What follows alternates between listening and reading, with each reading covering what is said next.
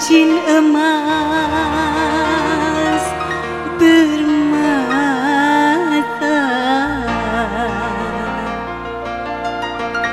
kau tukar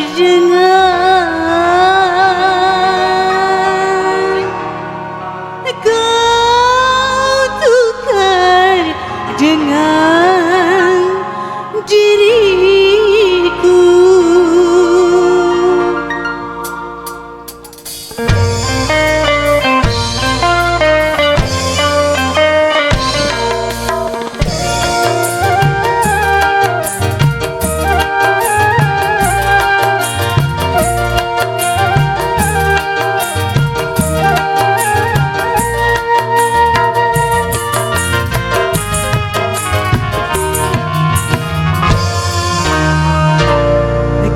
Tuduh seakan aku bersalah, demi Tuhan cinta untukmu saja.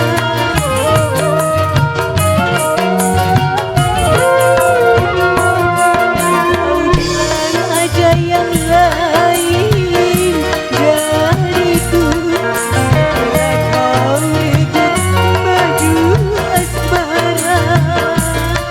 Kejamnya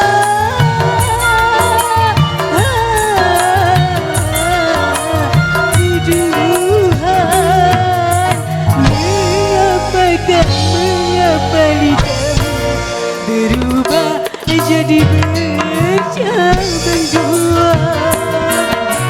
Cincin emas dan permata darimu sebagai penukar diriku.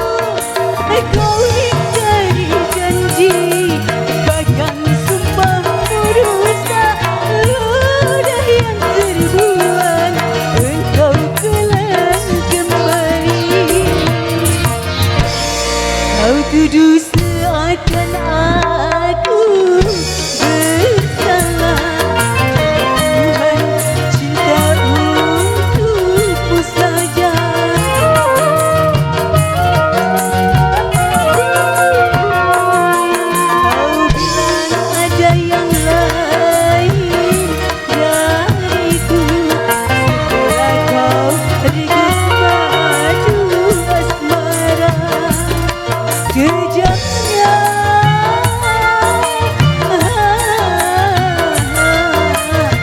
tuduhan. Mengapa lidahmu berubah jadi bercabang buah?